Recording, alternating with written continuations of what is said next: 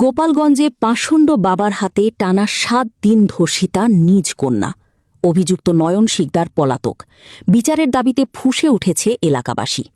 বিস্তারিত দেখুন সাইম খানের প্রতিবেদনে। বলছে আপনার মার সমান আমি কি না মেয়ের সাথে এটা করা যায়, হাদিসে আছে। পরে পায়জামা খুলতে তখন আমি টের পাই। সম্পর্কের সব পবিত্রতা মারিয়ে গোপালগঞ্জের কাশিয়ানীতে ঘটল এক ন্যাক্কারজনক ঘটনা।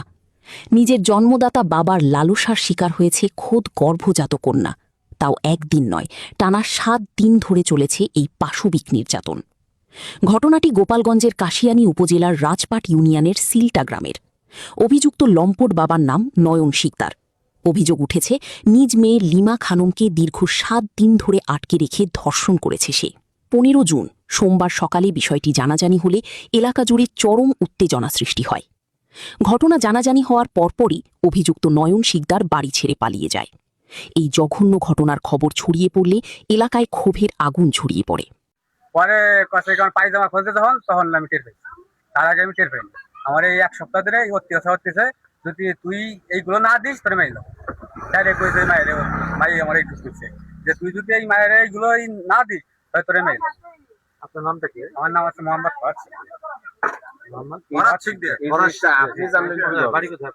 আমি জানছিল ছেলে কইছে সুমন।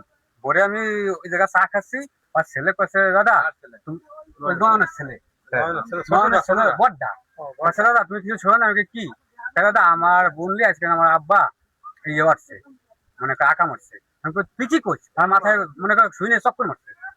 পরে আমাকে দাদা সবাই আমি সালিশ থেকে লিখু শিখতে দিলে যা, লিখু শিখতে ডাক। পরে কয় দাদা তুমি লিখু শিখতে দিলে যায়। ধর আমার ভাই মুরাদ আছে, পরে এই জায়গা গোলাম আসল ভাই, মনে করেন সবাই কইছে এইগুলো। পরে কোয়াফা ও মনে করেন লিখু শিখতে দিলে আমি ফাটাই দিচ্ছি। পরে লিখু শিখতে দিলে গেছে। পরে আবার রুবেল আছে, আমাকে রুবেল লিখেছে ভাই দিকা তোকে বিএনপির দলের লোক তোকে এই যে ওর মায়ের আঁকা মারছে বুঝছেন। রুবেল কাকা যত বিশেষ সঠিক হয় সেটা আমরা করবো। উত্তেজিত এলাকাবাসী লম্পট এই বাবার দৃষ্টান্তমূলক শাস্তির দাবি জানিয়েছেন।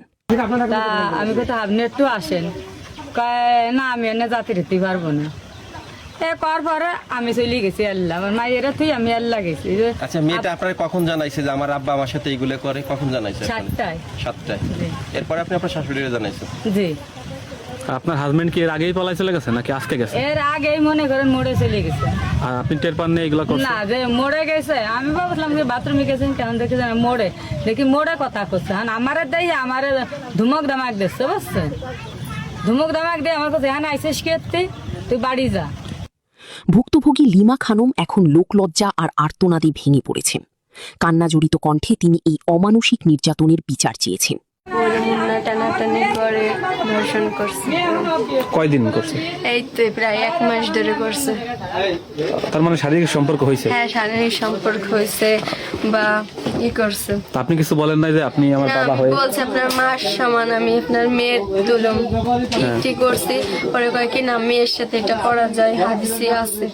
আপনার নাম কি? লিমা। আপনার আব্বুর নাম? মোহাম্মদ নয়ন শিকদার। আপনার আব্বুর বাসা কোন গ্রাম? শিলটা, দক্ষিণ পাড়া। ইউনিয়ন রাজপাট। হ্যাঁ, ইউনিয়ন। এমনি আপনি কি বিবাহিত না অবিবাহিত? বিবাহিত। বিবাহিত। আপনার স্বামী আছে? আমার স্বামী ডিভোর্স হয়ে গেছে।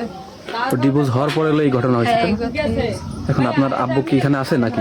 আমার আব্বু কয়জনই আছে পলাতক। হ্যাঁ, এখন আপনি কি এটার বিচার চান? বিচার চাই। তার একমাত্র দাবি তার উপর যে অন্যায় হয়েছে তার যেন কঠিন শাস্তি হয়।